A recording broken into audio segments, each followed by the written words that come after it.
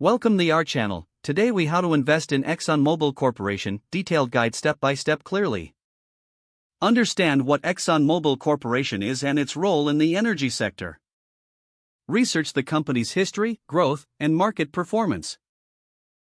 Evaluate its financial health using key metrics such as revenue, profit margins, and debt levels. Check recent news articles and analyst reports to gather insights about ExxonMobil's future prospects. Decide on your investment strategy. Determine if you want to invest for the long term or seek short term gains. Set a budget for how much you are willing to invest. Choose a brokerage platform that suits your investment style. Make sure the platform allows you to invest in stocks like ExxonMobil. Create an account by providing the necessary information, such as your name and address. Fund your account using an acceptable payment method. Look up ExxonMobil's stock ticker symbol, which is ExxonMobil, on your brokerage platform. Analyze the current stock price and its historical performance. Decide how many shares you wish to purchase based on your budget. Choose the type of order you want to place, like a market order or limit order. Confirm your order and review the details for accuracy. Submit your order and wait for it to be executed. Monitor your investment regularly to track its performance.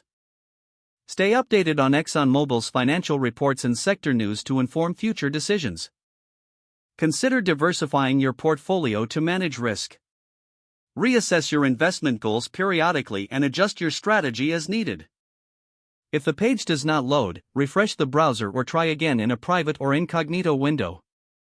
Make sure you are using the correct email address, then retype it carefully to avoid small typos.